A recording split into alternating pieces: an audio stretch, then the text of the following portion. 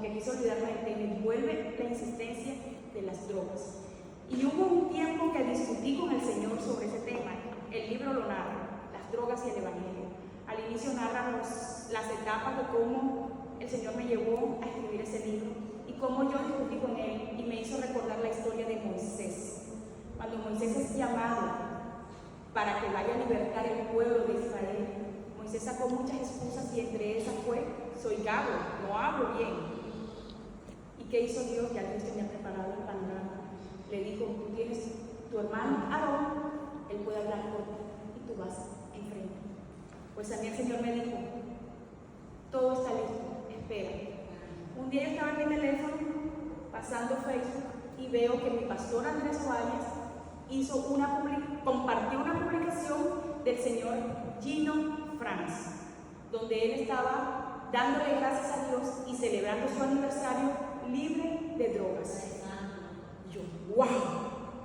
Gracias Dios. Inmediatamente tomé contacto con ese señor por Facebook y ese señor inmediatamente me dijo: estoy a su orden, hermano, lo que necesite. Pues tomamos contacto por WhatsApp, iniciamos conversaciones y en las drogas y el evangelio cuentan con el testimonio de este señor.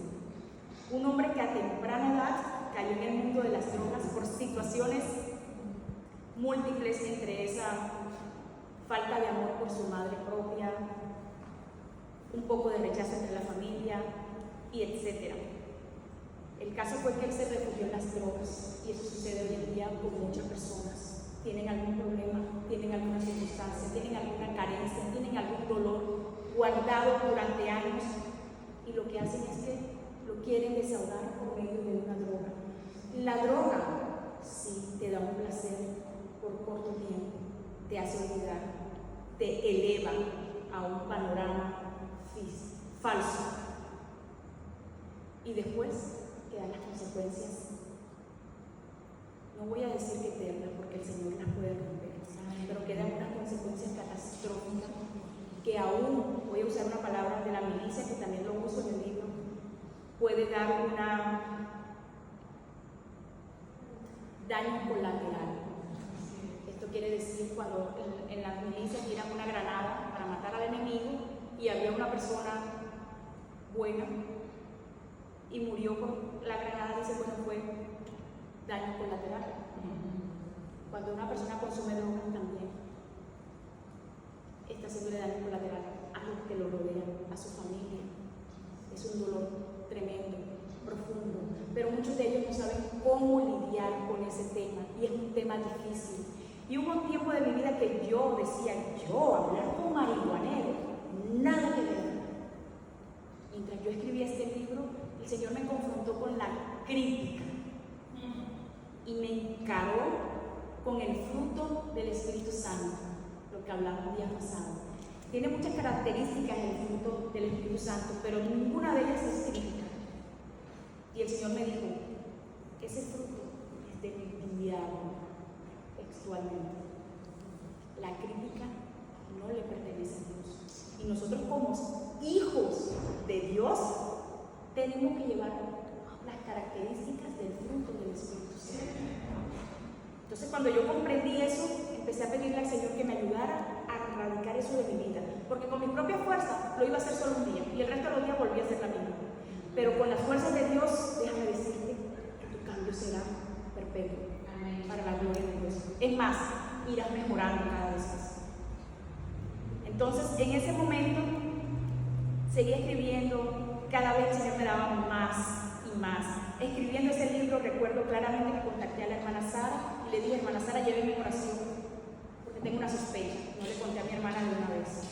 Escribiendo este libro, el Señor me llevó a entender que mi hijo consumía marihuana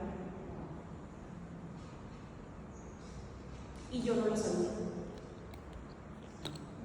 Y en ese momento me sentí tan triste y pude entender que yo en un tiempo yo lo hacía a un lado.